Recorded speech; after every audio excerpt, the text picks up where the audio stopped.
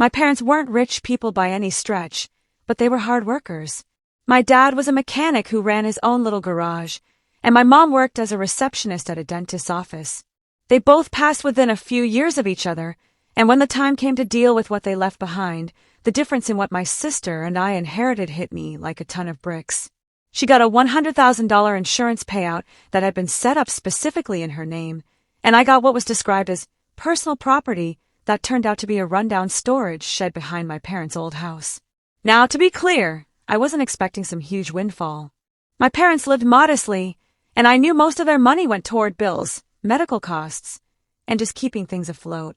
But when my sister came bouncing into the lawyer's office smiling ear to ear after hearing she was walking away with $100,000, and I was left with a rusty shed full of God knows what, I felt like the universe was laughing in my face.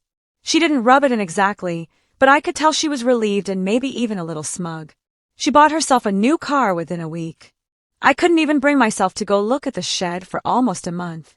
When I finally did, it was worse than I imagined. The place smelled like mildew and old motor oil. The roof sagged, and there were spider webs in every corner.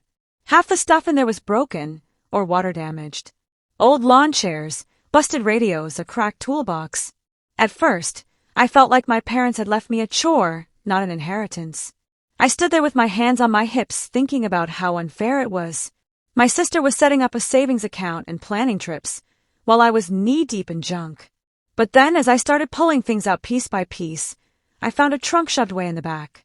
It was heavy, metal, and had one of those old combination locks. It took me almost an hour to get it open, and when I did, my whole perspective shifted. Inside were stacks of old notebooks, envelopes, and photo albums. At first I thought it was just sentimental stuff, but when I opened one envelope, I found bonds and savings certificates, all neatly organized. Some were small, $50 here, $100 there, but there were dozens of them. Then I found another envelope filled with letters from my dad to my mom from when they were first dating. I sat on the dusty floor flipping through everything.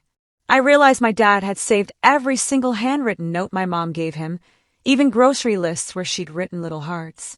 There were pictures of them from their first apartment, birthday cards they'd exchanged, and a handwritten timeline my dad had put together of their early years together. It wasn't just money I had found. It was their story, preserved in a way my sister probably would have rolled her eyes at. As I kept digging, I came across a ledger with my dad's handwriting. At first it looked like boring garage notes, but then I realized it was records of small amounts of money he'd put aside over decades. He must have bought those savings bonds little by little whenever he could afford it. The total value wasn't anywhere near what my sister got, but it was still in the tens of thousands once I added it all up later. But what got me wasn't the money. It was realizing my dad had quietly built this little nest egg, never bragging about it, never mentioning it to anyone, almost like he was leaving me a puzzle to solve. When I told my sister about what I found, she just shrugged. She said she was happy for me, but joked that it was so dad to hide things in weird places. I don't think she really got it. She saw her inheritance as practical, while mine felt like a gift of memory and meaning. I spent weeks going through everything in that trunk, scanning photos, transcribing letters, and piecing together who my parents were before they were just mom and dad. I realized things about them I never knew. My dad once dreamed of traveling cross-country on a motorcycle. My mom wrote about wanting to start her own small bakery, but never had the chance. They had struggles, doubts, and hopes I'd never even considered. Reading their words made them feel alive again, and it gave me a kind of peace I didn't know I needed. The money from the bonds helped me pay off some debts and fix up my house, but what really changed me was what I found in those letters and journals. It made me want to honor their memory in ways that went beyond cash. I started cooking some of my mom's old recipes again. I took my dad's favorite old wrench from the shed and had it cleaned up and mounted on my wall. Every time I look at it, I think about how he worked his whole life with his hands to give us what he could. My sister and I don't talk about the inheritance much anymore. She's still doing her own thing with her money, and I don't begrudge her for it. But sometimes I think she missed out.